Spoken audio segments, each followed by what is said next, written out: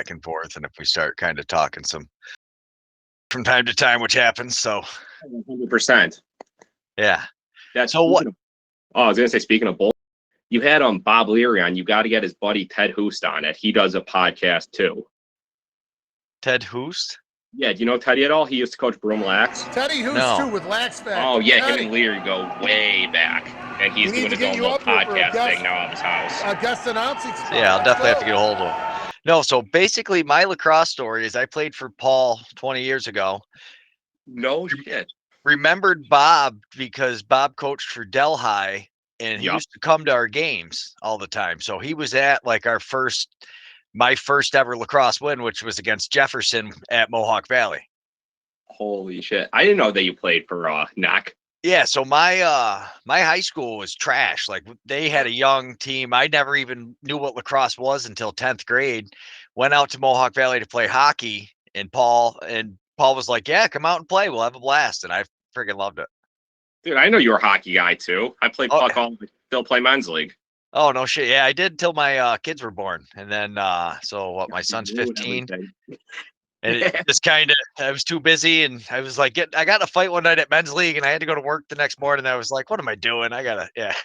Exactly. Oh, I hear you, man. Yeah. And it wasn't, I don't know, the men's league I played in wasn't like even like the Yeti team. It was just like a couple of guys. And the problem is like the guys that weren't good took it really serious. And it wasn't. Yeah. It wasn't the guys that were out there like scoring and playing great that were like, yeah, it was just weird. Dude, that's all the tryhards, the adult league tryhards. Yeah. But Dave Mather actually put it best to me once when we were upstairs talking there at the Nationals. He's like, hey, even Wayne Gretzky's going to play beer league at some point. Exactly. Like, everybody plays it, but like you said, it's not the Wayne Gretzky's. It's not like you or Ty or Alex or Kiefer that's out there being an asshole. It's always the guys that are, The scrum. Yeah. Oh, it's a story as old as time. Yeah. So anyways, introduce yourself, because I always forget that part too. Oh, like Brian Conzola, and I play for the Yeti. Yeah. And then so that's how I know you, but give me basically your lacrosse rundown.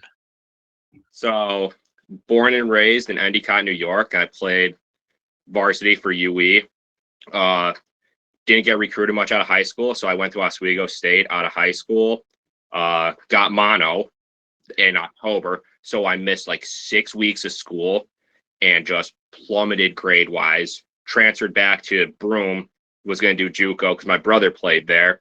Played for Corey Bellin and Teddy Hoost my first year, and then Bellin, my brother, and actually Jesse, who's on Yeti, he was my coach at Broome my sophomore year. And then blew on my shoulder my sophomore year, so didn't really get any looks there. I transferred to Elmira College and then finished up there in 14, and have just been kind of bouncing around playing as much as I can since. So you we were talking earlier, you played hockey too. What was your youth hockey experience? Oh man, youth hockey, both of my brother and I, we played travel growing up, and then it got to the point, I think it was 6th grade, my parents were like, all right, you got to choose. If it's hockey, you got to do hockey. If it's lacrosse, it's lacrosse. My brother, he was the hockey guy, so he kind of chose the hockey route and did all the travel and junior and that stuff. And I was like, yeah, you know what? I'm not going anywhere with hockey. I love lacrosse. So I just focused on lacrosse and got into travel. Yeah. Now, where did playing travel lacrosse? I understand how like the travel hockey circuit works. Like we played against the Crunch and all those guys. What was travel lacrosse like for you? Just practice once a week during the fall and summer, and then it's just tournaments. So like you practice once a week, do some like inter squad scrimmaging, and then one weekend, and we go all over the East Coast. So one weekend we'd be in Connecticut, then the next weekend we'd be in Maryland, then we'd be in Buffalo, then we'd be up in the state of Maine, and it's just usually Saturday, Sunday, and then back home. Yeah, it's crazy, isn't it? You're looking back at it now, it's like my parents were nuts to drive me all over the place. Oh my God, I think about that too. And like my box lacrosse journey kind of started up in Canada, and thinking that my father used to drive me 4 hours up to St. Catharines at 6 o'clock in the morning on a Saturday, and then drive 4 hours back at 10 o'clock at night. I'm like, wow, like it's incredible. Yeah, that's crazy. So you played up St. Catharines for junior box? No, I never played juniors. Once I finished up at Elmira, I was just like trying to play as much as possible. And it's not a league. Actually, I'm not sure. It was CLAX, and I think it's now the Arena Lacrosse League up in Canada. And I got an email from there. I got an email and a phone call from a GM up there of Niagara. And he's like, hey, heard about you. Would you mind coming to our tryouts? I'm like, sure, why not? I have nothing to lose. Went up, made it through the tryout, and he's like, hey, we want to invite you to training camp. He goes, you could get released at any point during training camp. And I'm like, all right, whatever. Like, it's still just playing. Made it through the entire training camp. And then the night before the regular season was supposed to start is when the NLL made their cuts. So the Bandits released a bunch of guys, and I'm looking on Inside Lacrosse, and I see Niagara signed 4 from Buffalo Bandits. I'm like, yep. And like 20 minutes later, I got an email from the GM. He's like, hey, we're releasing you to the player pool. I'm like, damn, so close. Yeah. Yeah, that's the problem though. I mean, there's really only I think I figured it out once. It was like 212 or something like that with the NLL Yeah. roster spots. It's crazy. Oh my God. And it's so like, yeah. And like, there are guys that are junior A, senior A stars that are getting cut from NLL teams, which is crazy. Yeah. The talent depth is just absurd. Yeah, even like the senior B league up there. So the more I'm learning about like I knew the hockey circuit fairly well. The senior circuit was never really anything I was interested in for hockey, but the juniors was huge. I was like, oh my God, I always wanted to play in that. And oh my God, yeah. It's crazy. The amount of talent that's up there, even like junior B, or the senior A, senior B, like the Onondaga Redhawks and that whole Can-Am circuit. Now I'm starting to see some of those teams, and I'm like, oh my goodness. Well, yeah, you see guys like Alex and Ty and Neil and Big Al Snow, and I don't think you were there much last year, but we had Casey Swamp, Kobe, Dwight Biro, Rodney. Like, those guys are studs, and that's senior B. And those guys are ripping it up at the senior B level. It's like, if that's how good these guys are in at senior B, like, what are these guys in senior A? Like, what are they doing? Yeah, it's crazy. It's a lot of that stuff comes down to kind of getting seen at the right time, getting caught up at the right time, because it's such a tight gap between, the guys that can, like, you look at the talent level that was out there for like Lax and I, or like even down at Nationals, we had some of the NLL players and stuff down there. And some of those games, they're not blowing everybody out of the water. Yeah. Towards the end of the tournament, everybody's exhausted. It's a little bit different. You could definitely tell who was in shape, who was like your full-time athletes, and who kind of loves to go out there and play for, the fun of playing the sport. And, the guys that are there who are taking it, they're there to win. And then you have the other aspect of the guys who, they play their game and then they're out banging brews until 4 or 5 a.m. rolling in the next morning. So, yeah, there's a big, big drop off there. Yeah, it's it's kind of crazy actually. Now, that was one thing that like really got me excited about the Yeti is, so when I first got in touch with Paul, I didn't see anything last year, but then I saw this year and went to the Rome Fieldhouse. And then so that first game that you guys played the Eels at Battle on the Barge. Yeah, yep. Or not Battle on the Barge. Yeah, that was the first time we beat them. Yeah. Yeah, so I happened to have gone to the Collar City game to film it more for Collar City, and reached out to Paul, and Paul was like, yeah, if you've got the footage, get a hold of me, da da da da da. And then we had kind of been talking, and I was like, I'll come out and run a camera for you, sure. And got out there, and now it's kind of evolved into this. But that was like my first time getting to see you, and you play defense in like transition kind of position. Yep. But you scored a goal in that game, and like the reaction from you was just amazing. So like, this is you getting onto the bench. The picture that's behind me is you getting onto the bench after that goal. And I wish, because of the odd lights, I don't get to see it great, but like, you are just so like fired up. You can see it. You're like that little kid excited, like when we jump around and flex every muscle in our body. It was awesome. I was so pumped. Oh yeah, I mean, that was just awesome. Like, I was so fired up for that game, and like the odd, like anytime you step in the odd, you're like, oh yeah, it's on. And then being able to score I think we were winning at the time, so just pile it on. And again, like I don't really get many shots, so and I rarely bury them. Like that's Jimmy Fay and I joke all the time. He goes, if I'm making it all the way down the floor, give it to me because I'm burying it. That ain't the case with me. If I'm down there, there's like I'm closing my eyes and hoping for the best. Oh, that's amazing. It's so great to hear because, like, as I go through the games, like I see a lot of the highlights. You see a lot of the defense doesn't get you don't get like a lot of the love that everybody else gets. Like even the goalies like get the highlight save clips. But if you slide to your guy and stop a goal because you're just putting pressure on his hands like you're supposed to, so now he misses the shot or has to throw a weak shot from like way outside, that's easy for the goalie. Nobody cares about that. They don't like nobody's looking at that highlight to be like, oh my goodness, look at his position. He stepped right between that pass and got his stick on the ball. They're like, how'd you miss that pass? Yeah. No, but nobody's looking at the guy who's in the right spot on the clear. It's like, man, he got to the door so fast. Where's the love for that? But that's awesome. Well, that's one of the things like with the Yeti there. That was a huge difference with the NABLL is you had a lot of like the broad range of teams with the guys, like you said, super talented. You had the super organized teams and you had the not so organized kind of. Well, and it's not like funny you said that because like the Collard City team, we went not knocking them at all because I know a bunch of guys on that team. Like Sammy Miller's a great friend of mine. Love that guy.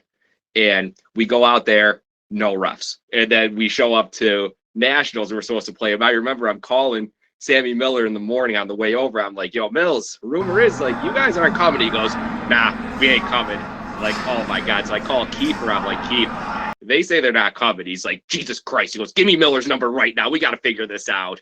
But yeah, like you look at teams like that, and then there are other teams that like just forfeit games.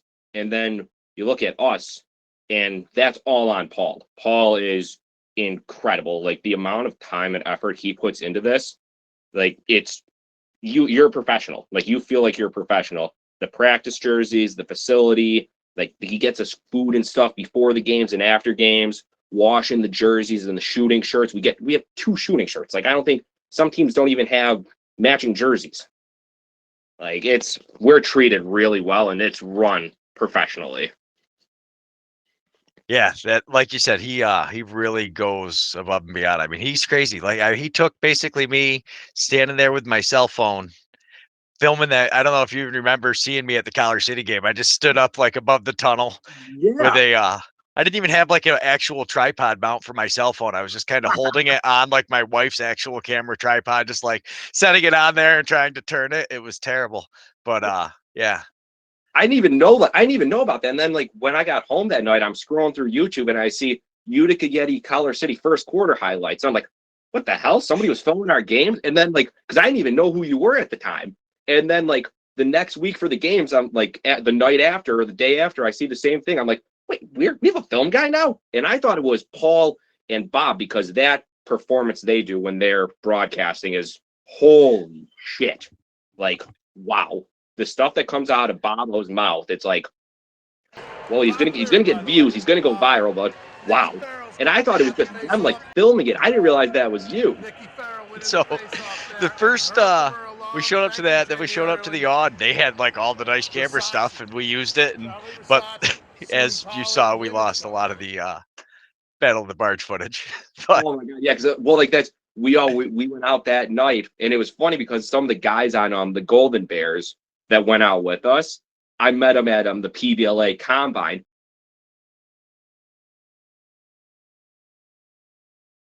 But we're like, we got back, we all stayed at Suits, and that guy's we're looking at the live stream, like Johnson pulls it up, my worst enemy. Guys, the live stream's still going. We're like, what? And he shows us his phone, and it's just the dark, empty odd. And we're like, oh, this can't be good. And like Jesse, Jimmy, and I, we got home the next day, and we're like, yeah, this is still going. When we're pulling into Vestal, we're like, oh yeah, this is still going. Yeah, it was he forgot to click the stop record button. So half the battle. Yeah. It's a big red button. Like you hit it twice. You hit it once to start, you hit it second to stop it. Like, man, it's not rocket surgery. No, it's and actually it was blue, even Yeti blue color, but they I went and told him, I was like, hey, stop the stream. And he was like, stood there and operated the video camera. I have no idea what happened with the YouTube live stream. That was all you. And yeah, That's incredible. And yeah, like we were just because I think it just ran out of like time. Like it just ran out like it's like length. And we're all like, did somebody go back to the odd? And then I think somebody may have actually driven back there, but it was locked. And they were like, yeah, we tried to get in there, but no luck. So yeah, it just ran out. That's incredible. Yeah, that was the problem is I couldn't get into the room, so it was like, all right. But then so we went to the Oswego game, and that one we're gonna run the live stream again off the phone, but my phone overheated in Oswego. Plus, there was nowhere to stand. Like usually we stand up on the side, but the way that the Oswego press box was set up, it's not really conducive for filming games. It's just out of. I mean, you're telling me your phone overheated in that well air conditioned environment? Holy shit! We go out there, like, we did our warm up, and we're like, it's kind of like that. The Onondaga Field House there is gorgeous, but like it's like 98 degrees in there. Like I remember I'm standing next to Alex there, like when we do like the warm up, and he's like, "Bro, I'm sweating like crazy." I'm like, "Dude, I think I'm gonna die right now." And then we do like one run across, and he's like, "Yeah, no, I'm good. Not doing that again." Yeah, Alex, a big boy. He don't want to waste them sprints. Oh my. Oh my God. Yeah, that was so hot. So I was standing there, and originally we had 2 phone streams going because something always got fucked up. So we were like, okay, we'll have my phone do one, and Paul had his tablet. So that'll do the other one. So my wife was sitting there. No, we ended up on my phone and my wife's cell phone because Paul's thing overheated, my case overheated. So she stood in between those two and was doing it while I was on the other side running the other live stream because we had to stand on the edge of the plexiglass with our phones and we're like zooming with our thumbs. Like I had to go in and out. No, wait, that was for the championship, or was that for the one in Oswego? No, that was for Oswego. Okay. So then I kind of was like, okay, I'm going to figure out how to do all these streams. So my son was like, you just need to use OBS. And I was like, I don't know what OBS even stands for. Yeah. So he taught me how to run OBS, and then I taught myself how to do the replays and all the other stuff. So yeah, but we set everything up with and like when we did nationals down there, we had when we started doing this, I was like, well, we should have a video camera because we can't zoom with our cell phones. Yeah. So we set up we had an $80 camera, and my wife bought me like a $60 knockoff GoPro like 10 years ago. This thing is older. It's as old as my youngest kid, which is 12 years old. So we filmed the first Rome game on that $60 knockoff GoPro with my computer sitting there on the side. Yeah, I saw the setup. I always saw the setup, and you guys did it big down in nationals. Like you had the entire like top little seating area. That was all you guys, and we're like, holy shit, Beach has got this thing going good. Yeah, thanks to that's all Paul, because Paul's just crazy, and he's like, yeah, no, let's do it. I'm like, what do you mean let's do it? He's like, I don't know, whatever you can do, let's do it. So I was like, all right. Dude, the stuff, like he gets, just listening to him talk for like 5 minutes, you're ready to run through a wall. Granted, like you don't understand a lot of what is coming out, but the bits and pieces you do. And like I usually sit next to Jimmy Fay, and Jimmy's known Paul, I think like 20 years or something like that. And he'll translate for me. And in our Yeti group, like Leary will say something and we're all like, what the fuck is he saying? And Paul will be like, translation, and say it. And then Paul will rattle something off, and Leary or Jim will be like, I speak fluent Necker, so this is what that means in English. And we're like, oh, be to practice at 6 o'clock. Got it. Oh man, yeah. He and that's how he's always been. So when I played for him, he was at MV, and yeah, he told me, he got me. I was just a defenseman, and I only played because I played hockey and kind of understood the position. And the first time I held a stick, I was like, oh, this isn't that bad. I was lucky. I could kind of throw and catch pretty quick. So I just jumped in, and then he was like, no, you're gonna run up. And then so by the time my second year at MV, it wasn't like I didn't have an actual long pole because I played long stick midi, but I would a lot. Like I would stay on the field and run up and play like a wing. What do you even call that? What the fuck is it? It's not a long pole. It's not a short. What is it? It was a Necker special. So Paul gives me a stick at out there, and it's like, yeah, it's like because your regular stick's like what, 3 feet, 31 inches. Yeah. So, yeah, he's got a special like sawed off, just like threw a head on it. Was like, here, this is what you're gonna play with from now on. That is incredible. That's perfect. That's par for the course. 100%. I probably had a half a dozen goals that year, and we didn't win. I mean, we only won a couple games, but I, as a defensive midi, had probably a half dozen goals. I still actually, there's a ball that sits on my desk. That was my first lacrosse goal. No, and you piped it at Mohawk Valley. Yeah, that was with Necker. Jesus, should have had him sign it. I should. It's my nephew laughs because he's like, that ball is such a greaser because we still play with it. It's not like hanging on the wall. It just sits here. And so he's like, that ball is such a greaser. I was like, and that's the only reason nobody's ever stolen it from me. I was like, that ball's older than you kids. It's like almost double your age. Holy shit. That was my first goal out at out of MB. It was pretty. I tell you, we played on Proctor though. Paul, like he's always had a knack for like, I show up at this JUCO that doesn't even know if it's going to have a lacrosse program. This crazy guy takes over the program, and he's like gets all the rest of the hockey players to sign up. And yeah, we had freaking sweet shorts, jerseys. We were playing on Proctor, and they had just put the turf in. Okay. So like, yeah, it was a high school field, everybody thought, but then we got down there and we didn't know any better, especially nobody that was from the area. And we were like, holy, this field's amazing. So we played on the turf at Proctor. Now, wait, what year were you up at Mohawk?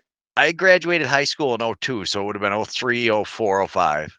Shit, so okay, so I think you must have just missed Jimmy, because Jimmy graduated in 2000, and he was playing at Broome in 2001 and 2002. Yeah, so I just missed. Oh, no shit. I didn't realize that you guys had turf, because when we played up there, when I played at Broome, we played right on the campus. See, so we would play, we played a couple games on campus, but most of our games were played down just behind the campus. There's a high school with a sick, and it's the like fake rubber pellet turf, like the really nice turf. No shit. Yeah. My brother got tossed when he was coaching Broome at Mohawk Valley. He wrapped up, I think it was like 13, 14 penalty minutes, threatened the official. He got booted, kicked the ref's hat over the fence. The head coach was dying laughing the entire time. Oh, it was a show. But yeah, I never knew that there was another field that Mohawk played at.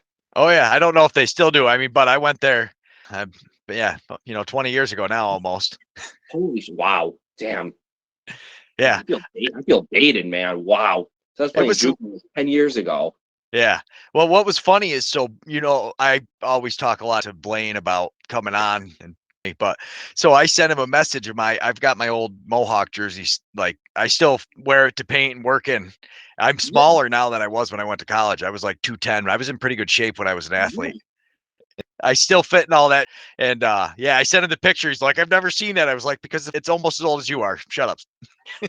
Well, yeah, I saw because I watched watched the one of these you did with Alex, and you were saying that you keep on trying to get Blaine on. He just won't bite. Blaine won't do it. I lost a lot of respect for you, Beach. I'm gonna be honest. When you interviewed Suits, I saw that pop up because I subscribed to your channel, and when I saw Suits pop up, I'm like, oh, this is bottom of the barrel. Like the guy working the takeout window at Burger King was busy. Like you had to interview Suits. Like, come on, they're so much better. He was the first one that would do it. I know, like you could have found some crackhead wandering around in Rome that would have done it. Would have been a better show than Suits. That guy's spare parts. There's this kid that works around the corner from me at the gas station. So he's been there for a while, and he saw the lacrosse shirt or something one day. So he said something to me about it, and he said he played at Herkimer. So when I went to school, Herkimer was legendary, like at lacrosse. Like, yeah. Oh, they used to run the table. They used to run the table every year. Right. So he was like, I was like, oh my God, you must have been really good if you played at Herkimer. He was like, no, we were Herkimer College alum Nick Suits. What the heck happened to I coach at Herkimer. That's so like my freshman year at Broome, we had a pretty stacked team, but we played Herc at home, and we had never beaten them. And we beat them like, I think 22-11. And we were like, what the hell? That had to have been a fluke. And then the next year, and we beat Herkimer like, I think 19-2. And right then we're like, oh, Herkimer's down. But it's good to see Bobo getting him. Bob will get him back. He already had a bunch of like all conference guys last year, and they won a bunch of games. in 2 years he'll have them back in the. They took 10th. Yeah, So when Bob got there in the fall of last year, they had 4 kids and didn't know if they were going to have a team. By the end of the year, Bob had them in 10th place in the JUCO Nationals. That is crazy, but he was a hell of a coach. Like, you look at what he did at Delhi. Delhi was always stacked. They were always stacked. Then he coached that team out in like Wisconsin or whatever, and they were good. One of my favorite moments ever, because I blew my shoulder out my second year at Broome, and we're playing up at Delhi. So I'm sitting on the bench during warm-ups, and Bob comes walking by me, and I'm like, "Yo, what's up, Bob?" He goes, "Hey, Gonzo," and just keeps walking. And you've been to Delhi before, right? I see him go walk down the hill from the field and get in his car. And I don't think anything of it. I'm like, all right, like, whatever. He comes back like 25 minutes later wearing his tie-dyed shirt and his straw hat. And he comes over, gives me a big ass hug. He's like, "Gonzo, sorry about the shoulder, man. Keep on rocking in the free world." And I'm like, what the fuck is going on here, man? And I told my brother that. He goes, "Oh no, that's Bob." And I'm like, this guy's a fucking legend. That's Bob Leary. It sums it up right there. 100%. One of my wife's favorite things ever is, so we went and we filmed this first game there. She came with me, and so we show up to the bar when we go out the next weekend for Battle of the Bars, and they have the post party down at Bag Square. So we're sitting down at Bag Square hanging out, and fucking Blaine comes over and starts talking to us with Bob, and he's like, "Hey, did you guys hear about the Devontae Adams origin story?" And I was like, "What?" Oh my God. What was the other one? I'm not going to repeat it on here because I think the video got flagged already. He had another one that we watched, and I think Palomalu. No. This is the PC police will get called on that one. I think you know what I'm talking about. Yeah, I couldn't believe it. Like, and then Sucker said, like, he's trying to cover the microphone afterwards with his hands. Like, I couldn't believe it. Like, I literally, like, all of us were like, "Holy shit!" That's still one of the things we joke about. We joke about it every single time we practice during one of the stretches. One of the stretches is called the Leary, and we're just going to leave it at that. But oh my God, he has us dying at the. And the thing is, like, if you didn't know Bob, it's hard to take Bob serious sometimes. yeah, And then, like, you know Bob, and you know, like, what he's done through lacrosse and what he does for lacrosse. Like, he goes out of his way to make sure he, like, yeah. And it's like, and he's one of those guys too. That, like, if you meet him once, you got a friend for life in Bob. well, so my wife is from Indian Lake. It's like an hour and change away from me in the middle of nowhere. And somehow one of her relatives sees a picture of us with Bob and goes, "Oh, that's my friend's soccer coach," or "It's my wife's soccer coach and all my buddies' lacrosse coaches." And this kid's from down by New York City. What? Like, yeah, his reach is just incredible. Like, when I started coaching, I was coaching a JV game up in Oneonta, and he comes strolling across the field, and he's the official. And I'm like, "Bob," and he's like, "Gonzo." I'm like, "You're reffing now?" He goes, "I got my hand in everything." I'm like, "Yes, you do. That's a fact." But he does stuff with that. He worked with the Iroquois national team. He's coached at OCC. Like, the guy does it all when it comes to lacrosse. Yeah, he's got a national championship too. He won one at Herkimer. He won one at Herkimer, and then he won when he was coaching that year at OCC. Yeah, that's what I mean. He's got one playing and one coaching. Yeah. He's Bob. But, yep, exactly. Could do an entire like E60 on the guy. Yeah. Totally should. Well, that comes back to the running through walls. After you know Paul for like you said, after listening to a 10-minute conversation from Paul, you're like, Yep. All right, we're gonna smash it. I don't know why we're gonna smash this wall down, but here we go. No, and like just like how, like, if you're sick, he reaches out. If you don't respond to, like, in the group, like, after a day, he reaches out. "Yo, man, you good? Yo, you okay?" He's the shirt off your back type of guy. But I feel like that's every single guy on Yeti. Like, every single one. And that goes back to Paul. Like, he's made it so that the guys, we got stacked guys, but they're all genuine people. Like Mario up in Placid this year. Jesse and I like didn't have a ride back to Utica, and he was going to drive us from Placid to Utica and then drive back out to Albany. And we're like, Mario, just leave. We'll figure it out. We're grown men. He's like, nah. He's like, you guys, you're my brothers. Like, I'm doing that for you. And then Jobson Jobson ended up driving us back to Utica. And it's like, this is the type of guys that Paul brings in and Paul keeps around. Because once you play for the Yeti, you're not going anywhere else. Once you play for Paul, I mean, I literally had not talked to Paul. So, and then like we had our lacrosse season. I broke my wrist in the last game, starting a huge fight with the Herkimer team because they were. So we're fighting with them. I break my wrist. I never see Paul again. So fast forward 20 years, me and my wife are at a Firewolves game. Somebody gave us tickets to a Party Zone Firewolves game. Yeah. So for the inaugural game, I've never seen a box lacrosse game. I played hockey my whole life, but I never have seen a box lacrosse. Didn't even know what it was really. So I get down there and I see Paul standing next to me. So I was like, I said to my wife, I said, I think that's my old lacrosse coach. I was like, but I don't really know. And you know, Paul, he's always like in a group and he's always talking to people. And so I was like, I don't want to go over and be like, hey, do you remember me from 20 years ago? Figured he wouldn't, remember me. Paul has coached literally thousands of kids. Like if you really put it into perspective, we're talking 20 years later and he's coached 1,000 kids. Which is absurd, but right. And easily. So I'm like, there's no way he's going to remember me. I send him the message and he freaking like laughs at me. He's like, how could I forget you? And just, it was hilarious. And that's basically, then I hooked up, went out to the Rome Field House and now here we are. So he's just. Are you up in Utica or are you in Albany? No, I don't even live in Albany. I'm 2 hours away from Utica.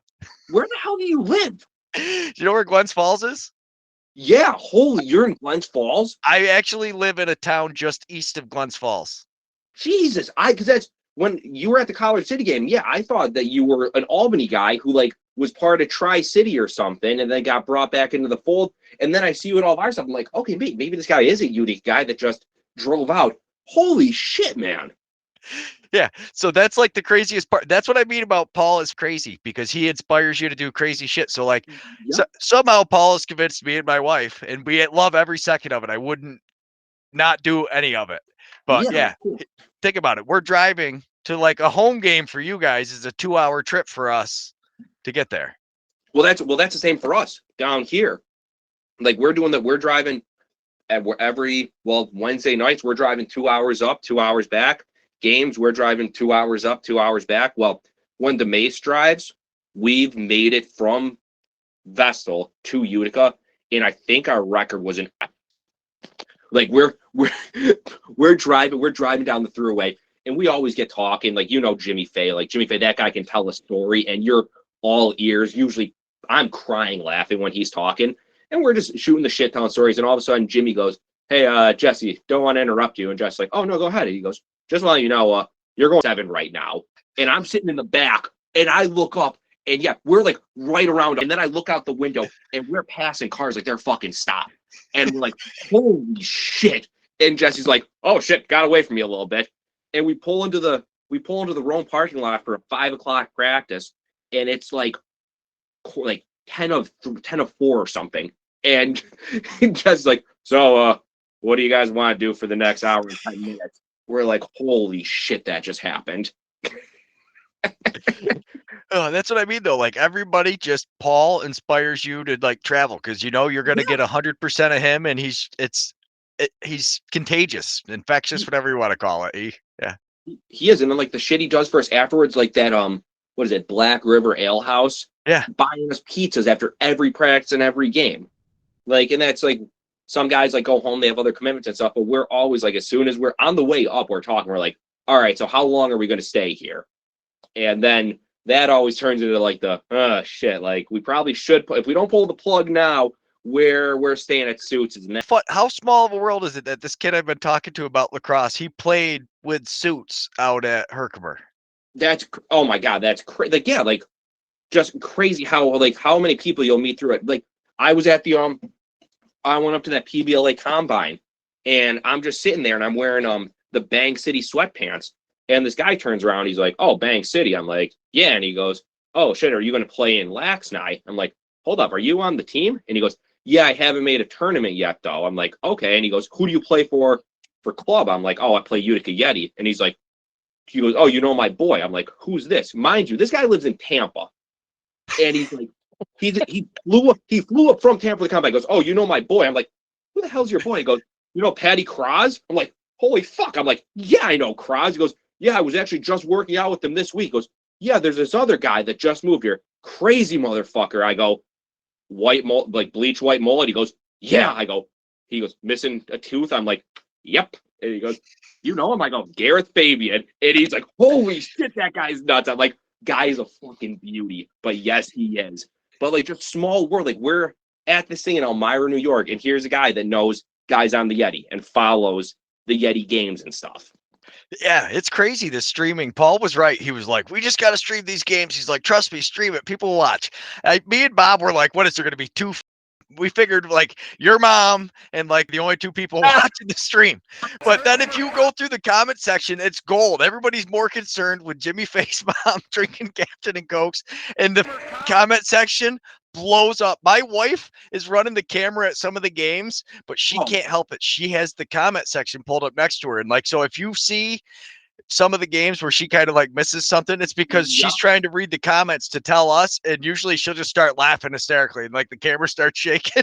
That's like, so like because my parents go to every game, which is awesome. My girlfriend usually like streams them, and she'll say the same thing. She'll be like, "Holy shit, like what are these people talking about Jimmy Faye like milking his bull and stuff like that?" I'm like, Jesus Christ. And like, because I didn't play in the first game in nationals, so I was watching it in the car on the way out, and I'm looking at the comments, and I'm seeing some of the shit get rattled off. And I'm like, this got to be a joke. And it's Jimmy Faye's brother and all of his boys. Because when I got to the hotel, I'm like, who the hell are these morons that are seeing this shit? And he's like, "Oh, that's my brother." He goes, "They just get going." I'm like, "Yeah, clearly I was dying." My favorite was when they were like, how much to sponsor, because they wanted to sponsor a goal so they could say whatever they wanted. It's even better to know that it's Jim's brother, because they're always talking shit about Jim's mom. They're like, this one brought to you by Jimmy Face Mom streaking Captain and Cokes. Oh, Jimmy Faye just ate a pound of raw beef. Jimmy Faye just swallowed a pound of raw beef whole. It's like, holy, like, there are people like watching this. Like, there are probably kids out there watching this somehow, and they're talking about milking the bull and eating raw meat by like one bite. I'm like, holy shit. I don't know. Yeah, those guys, Dinky Thomas is Dinky Thomas. Stinky Thomas, and oh my god, and the whole crew.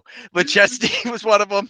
Oh, and I know I forget the other. There's fucking a few of them, but oh my goodness, we laugh so hard. Me and my wife still sit here. So because whenever we're clipping these games, so like after I'm done talking to you, I'll go through a couple games and find some like highlights of you doing shit, and like I always watch them now with the live stream comments. So it's just like rewatching it, like I'm watching it, and I always see, hey, how's Jimmy looking out there today? Jimmy looking good. So every live stream now, I make sure I say Jimmy Faye's looking great today. Jimmy Faye's look great, and that's I'm pretty sure. Yeah, Dinky Thomas is his brother. Oh my goodness. Well, that's all you get.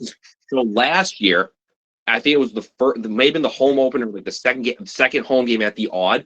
We're out for the national anthem, and they cut the lights and everything. And all of a sudden, we just see this guy who's like the same size as Jimmy, so a tall, bigger guy in a cutoff, wearing the Sand People mask from Star Wars, holding a giant, just like an 8-foot wooden stick, and he's bashing it against the glass, screaming, making Yeti noises. And we're like, what the fuck is that? And Jimmy's like, "Oh yeah, that's my brother Jesse." And we're like, what? And he's like, "Yeah, funny thing about it is the guy doesn't drink." Like, that's him sober? And he's like, "Oh yeah, guy's the life of the party." We were dying laughing. Oh my god, yeah, I can't wait to meet him someday, because I literally, like, my stomach hurts sometimes after watching, especially the early games. It sucked. Like, the more professional things get, the less fun it is for me. And like, Yes. unless they're going to let me and Bob, basically our rule is if you're going to let us hang out with Bob and the Yeti crew, we're pretty cheap. Like we don't cost much money at all. Like No. at all. But if you want us to be like serious, that's not nearly as fun as fucking we die. Oh my God. So like we did the Lax Night tournament after. Lax Night was amazing. We saw some of the best lacrosse ever, but it Oh, was not nearly as fun as sitting up there with Bob, especially Bob once he starts drinking, and then Paul. And the worst part with Paul is like every time you're like, Paul, you can't scream at the Yeti player over the top of the fucking plexiglass. He's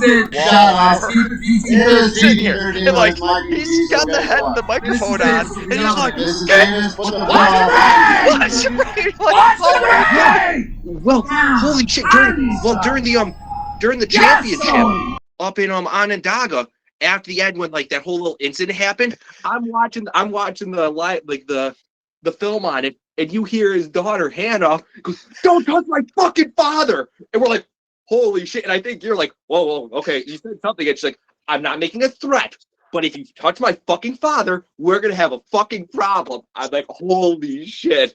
And they turned around. I was like, you can't threaten people on the fucking. That's what it was. That's what it was. I turned around and look at her. I'm like, you can't just fucking threaten people. Oh my God. But I tell you, I have never laughed as hard in my life. And like right now, laughing about it, talking about, oh my God, those guys are all so. I don't know how Paul's wife, she is a saint. Oh, yes. That woman is that. Yeah, she should have a holiday or something after her. She needs a holiday, 100%.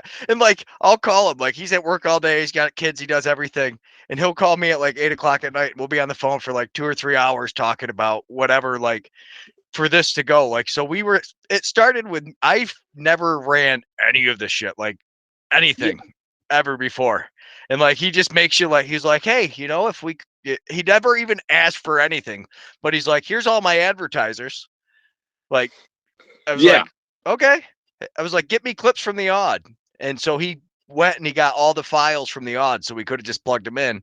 But then like he just makes you want to do crazy shit. So I'm like, well, Paul always makes me think like Crazy Blue Lightning and Metallica music. It's like, well, I love our warm-up music because it's the same like 3 songs just on a loop. Because we'll be sitting there for stretching and it's all Paul's favorite music. And it's like Slow Ride. And then there's a Metallica song, and like we'll be like not even done with stretching, and we'll hear Slow Ride start up again, and we're like, "Oh, Paul's doing the music." You're going to hear For Whom the Bell Tolls. Yes, For Whom the Bell Tolls. Yep. So because of playing for Paul 20 years ago, I could never hear that song and not. So Paul, and you'll hear Bob do it sometime. He calls it the Bacock. So whenever Bob brings up the Bacock, because that was our fucking secret play, but that was actually a play designed for Dave Sikosi. It meant that I was supposed to like run up with the ball and we were supposed to try to draw like the slide over, but it was all about isolating Dave because Dave was the only kid on our team that could fucking score. So like if we won, it was because Dave had like fucking 15 goals and we beat the team 15-14. It was like, yeah. Like I said, I had 6 goals, and so we had Mikey Gear. There was a couple other kids that could play. I'm exaggerating a little bit, but like Dave was our hands down our best player, and that was like the Bacock play was like fucking run up, everybody get your guys as far away from fucking Dave as you can because Dave's going to be on the right side because he's left-handed and he's running from Yep. Oh my God. Yeah. Oh, it's Cozy's he's a baller. He's a lefty baller. Oh my God. So I can remember like it was funny. I would tell stories of Dave to my nephew when he started playing. So I had nothing to do with lacrosse from my last game in Herkimer until my nephew started playing like 4 or 5 years ago. And he was just like, hey, Uncle Biko, you played. Can you help me out? Can you throw with me and stuff? So I would throw with him. And I always told him he's a bigger kid. And Dave used to be heavier. Dave's a lot smaller now. Like when we were in college, he was a heavier kid too. And I always told my nephew, I was like, you don't have to be the fastest kid. If you can act like that stick is an extension of your body and put it wherever you want. I said, Dave, I just told him, I said, he was all lefty. I said, but he could shoot behind the back and underhand and sidearm and anywhere in between but that ball was going exactly where he wanted it. And like, if you were cutting down the middle, it wasn't, hey, make sure Dave sees you. It was, hey, make sure you're ready to catch that pass, because if he hits you with it, it's coming 100 miles an hour right to where your stick is, and you better score, because if not, next time he's probably going to try to take it in himself because you suck. Well, and it's funny you said, because I think it was on the way up to play. It was in the car at one point, and Jimmy was telling us, he's like, yeah, he goes, Sikosi can probably shoot as good behind the back as he can normally. And I'm like, and he's got a fucking shot. And I'm like, it's that good. He goes, you should have seen him 10, 12 years ago. He goes, his behind the back shot was more accurate than his regular shot. Like, that's insane. That's just mind blowing to me. So when he was like college age too, though, Dave, like they would know. Everybody, it didn't take very long to figure out what our go-to play was. We had a few middies that could run, and we had Dave up front. It was basic. And so we would get down the field, and they would literally double him up on that side and have a guy stack. So if he turned to shoot left-handed, the slide, it wasn't that the slide was already there.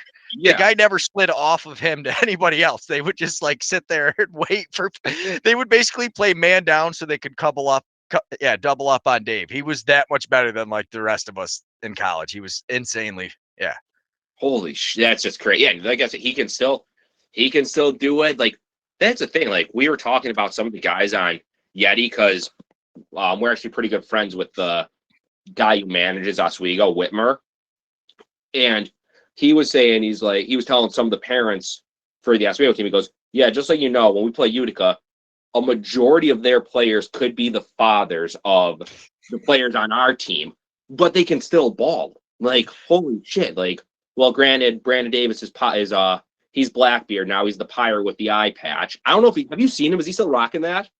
I have no idea. Oh, did you see him though? No. What? Oh, yeah, because he missed I'm not sure. I think it was National. He missed one of like the last couple things because he had like some like major problem with the jive, which I shouldn't be joking about because it's serious. But he showed up to a practice and he has fucking eye patch on. And Jimmy Faye goes, I hope you wear that for the remainder of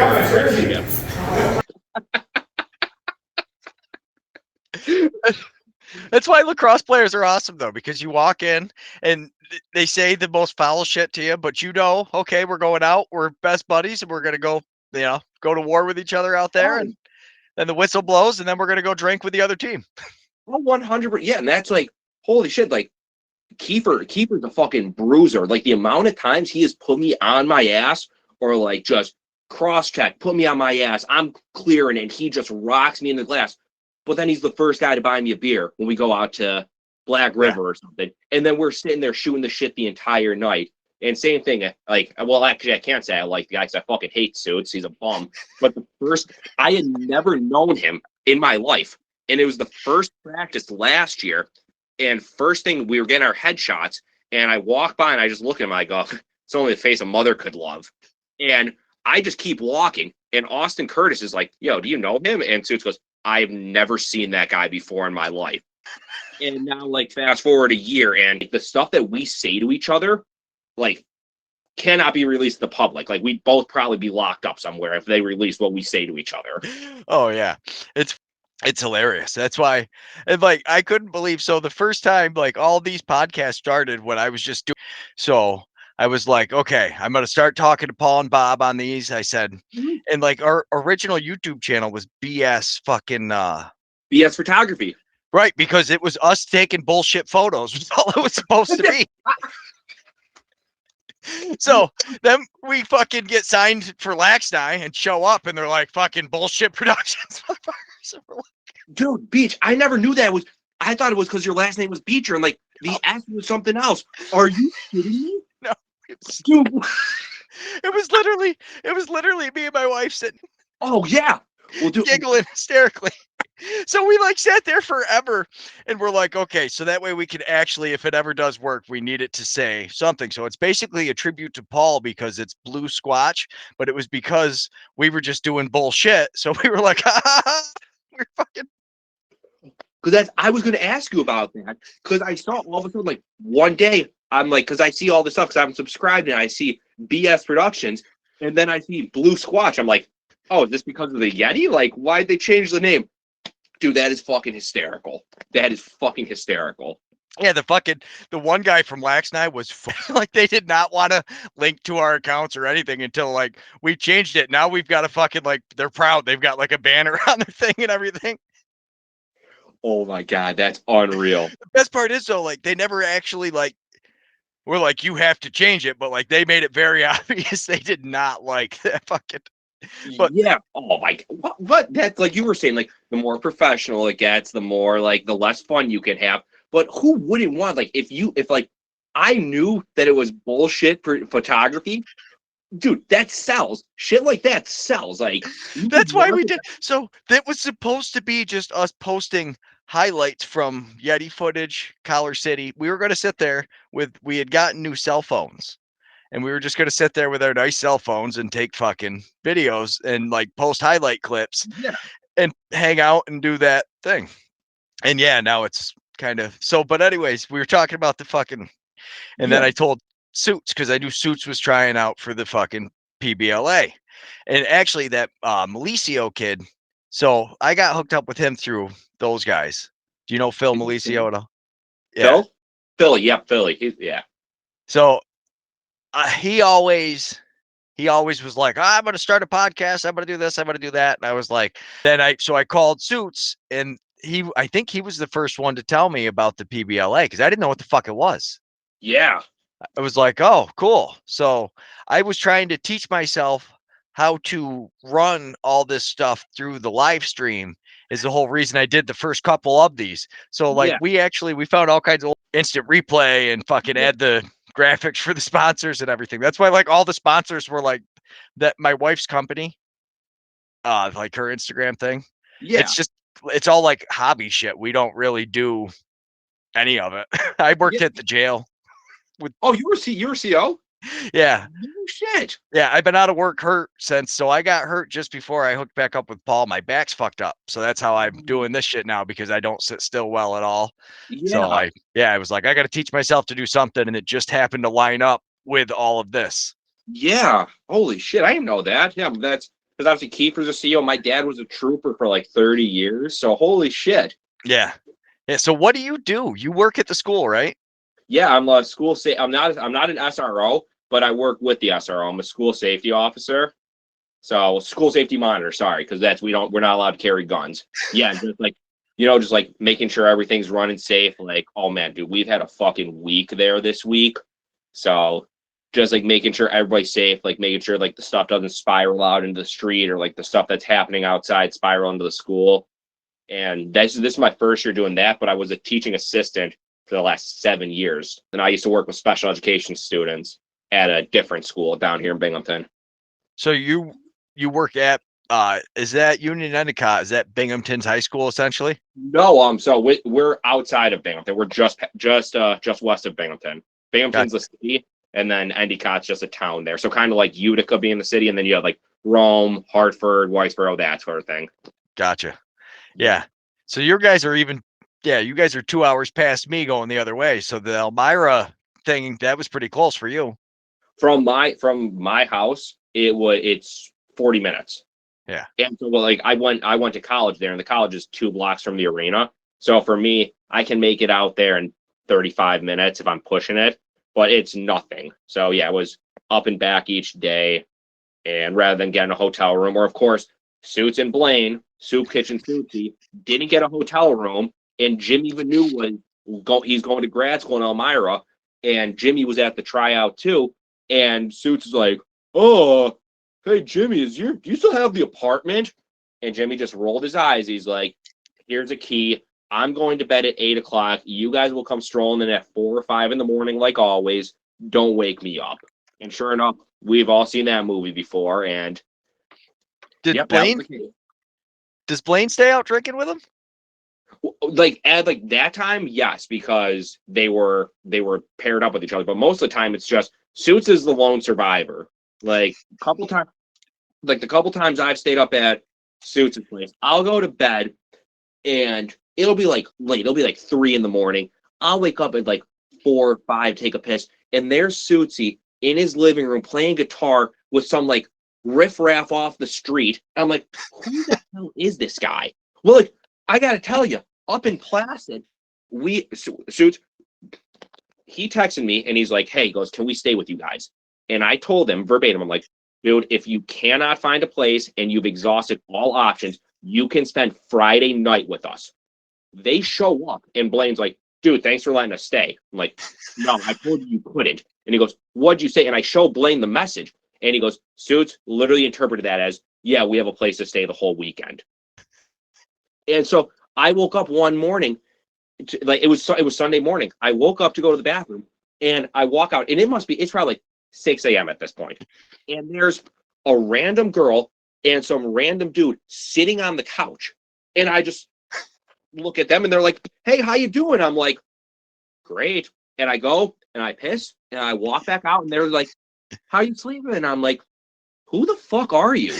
And they're like, oh, we're friends of Nick's. And I'm like, where is he? She goes, oh, I think he's up the street at the party.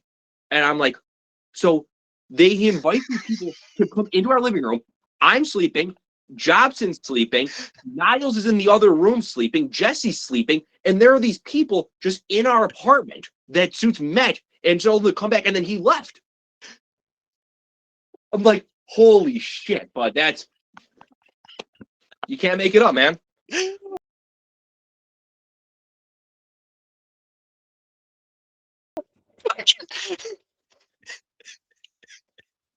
Oh my God.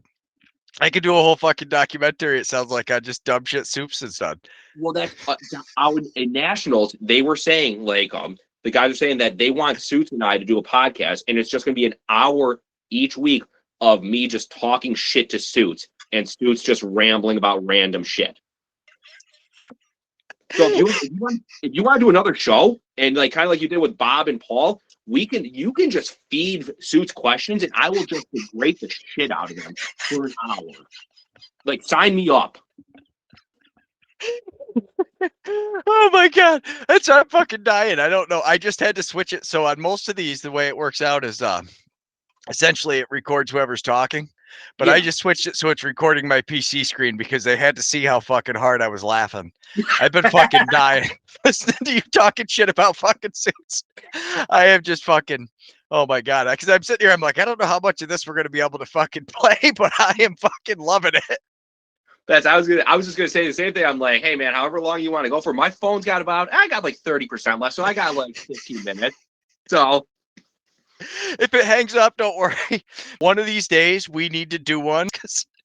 So that was honestly the first time I'd ever talked to Nick was over the podcast. Like I had never really talked to him before. It's like, dude, it's like talking to a fucking chair. Like Jesse and I stayed up with him after it was at the Battle of the Barge. We stayed up with him, and he goes, oh, because I called him on the way up. I'm like, we're gonna be there in like an hour. Blah blah. He goes, okay. He goes, dude, I just cleaned the whole apartment. Like, clean the apartment. I just went to the grocery store to get food for you guys, so we're all set. Great. We show up to his house, and he literally, by cleaning up, he took the pizza box and the empty 30s that were on one side of the room and moved them to the other side of the room. Groceries that he bought us a box of Uncrustables. And he got hungry on the walk back, so we had one. So we had 2 Uncrustables for the 3 of us to split. And didn't he just get a job it's going to be like a sheriff or something, right? No, oh God, this was before he got the job as the dispatcher. Like this was back in the summer. He just got that one, but he still had a job. Like, it takes him at least like a normal question like how are you will take him at least 15 minutes to process. Like I told, we talked about it's funny you said something about SpongeBob because up in Placid I was pissed. I was hammered obviously, and Jesse was just pissed. So we were just going in on Suits, and Chris Ryan was there and Blaine was there, and they jumped in, and Chris Ryan's like, you know, Suits, you kind of remind me of Patrick from SpongeBob. And we're like, that's it to a T, just too dumb to function. But you feel bad for him, so you keep letting him into your like fold. So my favorite too is though, like at the beginning of the year, he was on fire. Oh yeah. And then once his stick kind of cooled down a little bit, you could like the problem wasn't like he was just a half a step slower than he was like at the beginning of the year. Like he had that fire, and then it was almost like you said, like every day he showed up just kind of a little Yeah. sluggish. Yeah, and it's like, and like he did, like I will give him. He had the ankle, he had the knee, he had the calf, so like he had a Fell lot. apart. But when he's like that's what pisses me off so much. Like, anybody else, like you could have fun, and I would be more happy than when Suits scored a goal. Like everybody's cheering. I don't think I've ever cheered when Suits scored a goal. Like he'll score like a freakish goal, and I'll just be like, "You still fucking suck. Like you're still horrible." Oh my god! So my wife's sitting outside. She's laughing at us, and she said, "There's probably not going to be." She's the one that edits and cuts these. She's going to love this podcast. But she said, "There's probably not going to be much we could use." But let's go back to the PBLA combine. All right. And not talking about Suits on the PBLA combine, but because we could do a whole other episode.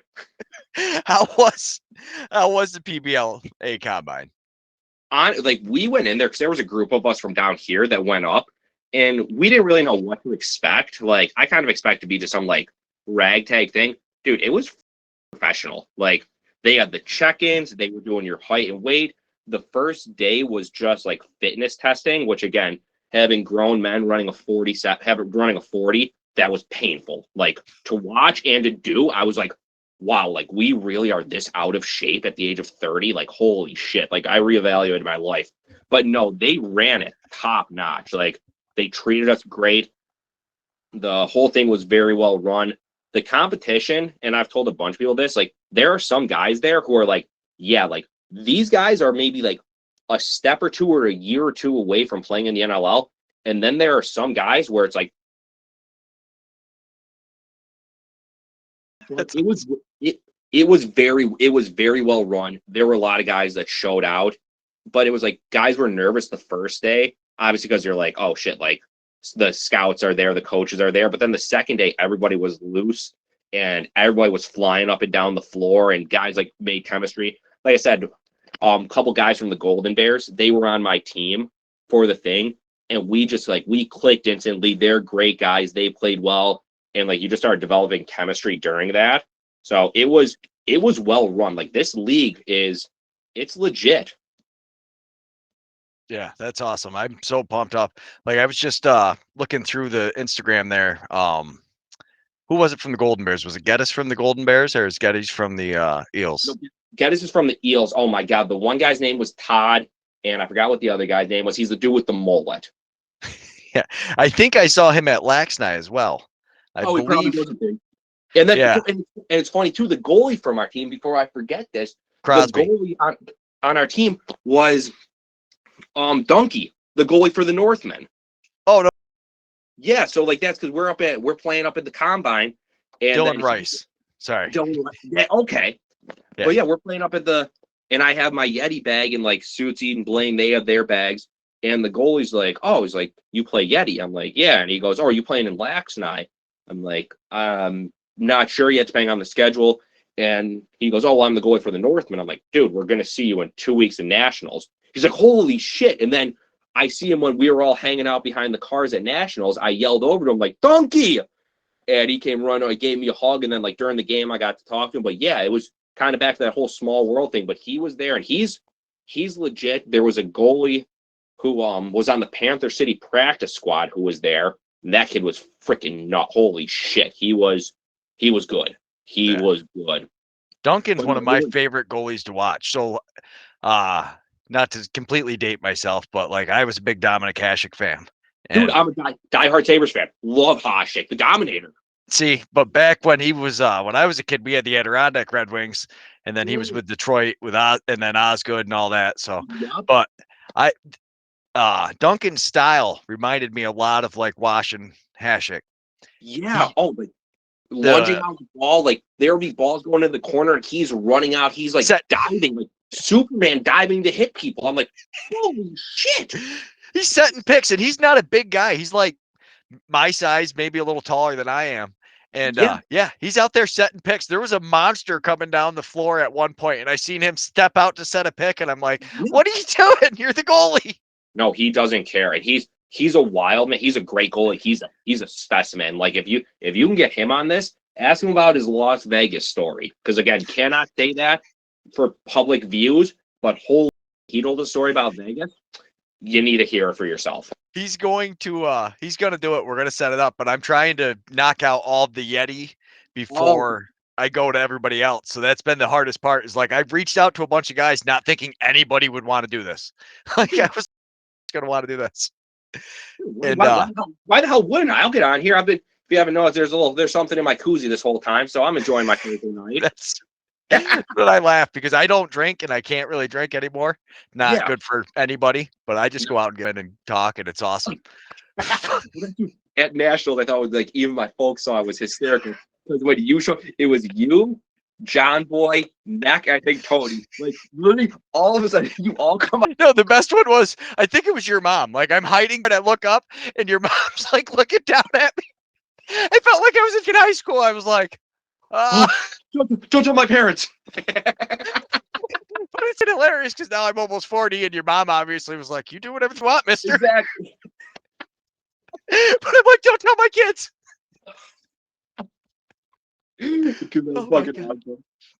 Yeah. So do you see Crosby's gonna go down to the Wings again? He's got to in with the camp. I just saw that. I think it was Sikosi posted that yesterday in our in the Yeti group. That's awesome. Yeah. He got a chance. The that guy that runs the Collar City team too. I don't know why the NABLL didn't post it, but that's where I stole the other pictures from. I know he's got a chance with the Firewolves, that Justin McKinney. Really? And he's an old Tri-City guy too. Right. So that's the whole reason I got set up with the Collar City Kings, was because I told Paul, I was like, hey, I love doing the highlights and stuff, but I was like, 2 hours is 2 hours of driving. I was like, there's a team in Collar City. And Paul was like, yeah, definitely. And he set me up with Justin. Okay. Yeah. Justin's good. He's good people. Yeah. Like I show up to like record their stuff and then I start posting it, and I'll just hear from some of the players, like me trying to get a hold of those guys to like organize anything with them. I said, you guys are the kings of the Sandlot. Like you are the most talented Sandlot team I've ever fucking seen in my life, because it's chaos, but they've got like a couple of guys that can frickin' like that first game with you guys and them. That was an amazing game of lacrosse. Yes, it was a shit show because they didn't have refs and Bob Leary and Justin were the officials, and holy shit, that was that was a great. Other than Niles ended up, that was when he hurt his shoulder, so that was the only shitty part. But yeah, that was up and down. That's well played, dude. I don't know if you heard about. Did you hear about the halftime of that game? No. Oh, this is definitely going to get edited out, but I have. And puts all of his gear back on. And that's another guy I got to talk to. Oh my god! Like you talk about like this not much being able to be used. There may be able to be like the hi, I'm Gareth Fabian, and that would be the extent of it, because the shit that comes out of his mouth. Oh my! But yeah, we're like, I'm like, Gareth, back on and go out and play. He is one of a kind, man. He's a breed of his own. That's they don't make him like that anymore. Fuck no. So, but that's what makes the Yeti team so special. Is like I've talked to the two Eels kids there. I talked to Dempsey, and I don't mean to say kids. They're and Irizarry. But those two fucking guys, they said they're straight up. They're like, it's crazy. Like you can feel it from the time the Yeti step on the ice or on the floor at warm-ups till it's over. Though they're just giggling with each other. They're having fun, and then the whistle blows, and they're ready to rip your fucking heads off as a team. But like what you guys have is truly like special. Like the unity, the close knitness of it. It's but after we get off the phone, you need to look up Mahardon Woodworks. Okay. Oh my god, that's gonna be great. So you're obviously hoping to make the Elmira team if you get chosen, I'm guessing. No, Binghamton team, man. There's a team right here. That's what I mean. Oh, Well, that's the other cool thing though, is you've got the Binghamton team, but they also have an Elmira team too, right? Yep. And the thing is that's really cool is about the Binghamton, like the whole league, like all the coaches are obviously like best in the world. Like they're all like all-stars, Hall of Famers, etc. Neil is actually coaching the Binghamton team. Really? Yep. I found that out up there. And then at Nationals, he told me, he's like, hey, he goes, that's a nice little arena you got there. I'm like, you were in Binghamton and you didn't call me? He goes, strictly business when I was down there. I'm like, all right, understood. He goes, but yeah, he goes, and he has like, Neil, he has just he's an amazing person. Like lacrosse, outside lacrosse, just one of the best people of all time. And his vision for this team is incredible. Like he's talking about getting into like the schools and running like clinics and camps, but like weekly visits and stuff to the schools and just being so involved in the community. And knowing him, he will 100% follow through on it. But for this area itself, like we had some stuff going, but we don't have a lot going down here in Binghamton. It's a great place. But having somebody like Neil running a professional team here would do wonders. And he's going to do it. And he's the perfect person to do it. But to be able to play for him, like I've gotten to play with him for the past 2 years, and it's been amazing just learning from him. So it would be an awesome transition to play for him and continue to learn. But like, because he's a leader, you see him on the bench and on the floor. He's him, Ty, Alex. They're the best guys on the floor every game for each team. Like the three of them are dominating. And then, but to be able to see him from the coaching side, because he coaches that Netherlands national team. So I'd be able to see him from the coaching aspect. Oh my God, dude, that'd be a dream come true. That'd be awesome. Yeah. So the first time I ever went out there to film, I didn't know who he was. And I was watching, and then I was talking to Paul afterwards. And that's what I said is it was hilarious because people gravitate towards Neil.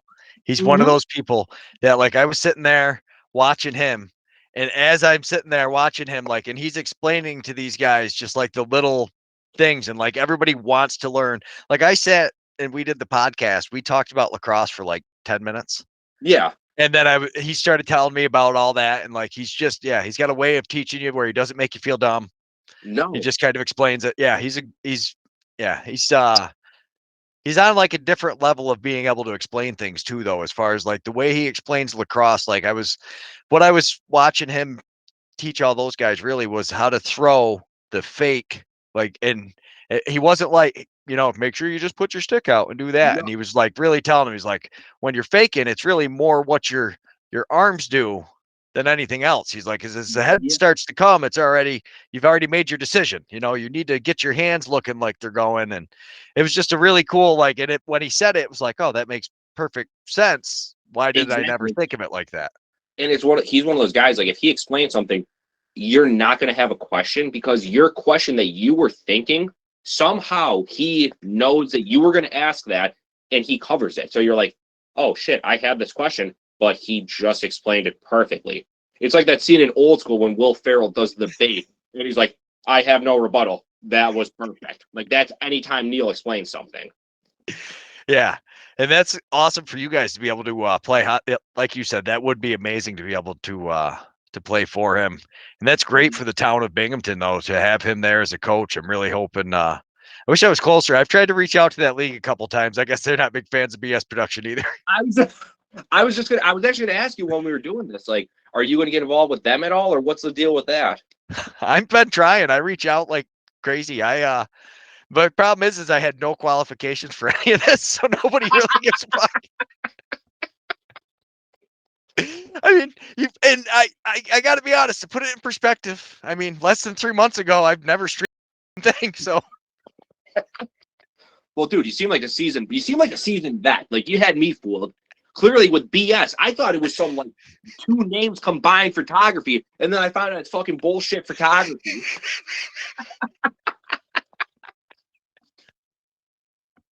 I wish it was something fucking more to it than that, but no, it was just straight up me and my wife sitting there fucking dying laughing. And that's like the Golden Bears hat that I always wear.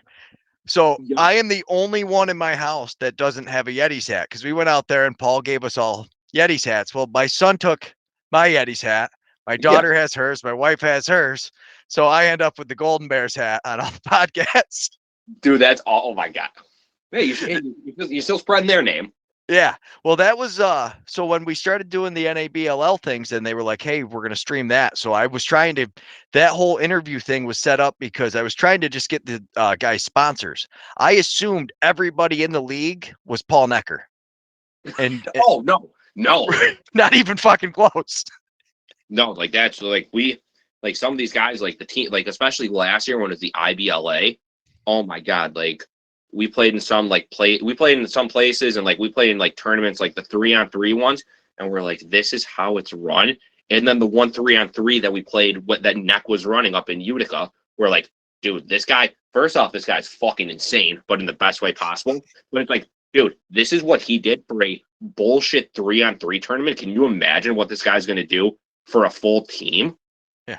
He's the definition of all in. And it's where, like, even my dad says that all the time. He goes, you guys are spoiled with Yeti and how well they treat you. He goes, you're never going to get that anywhere else. So that's it's kind of like, well, going back to the PBLA thing, like, we've already, like, the group of us that tried out for it, and like Ty and Alex obviously are two of the best in the world.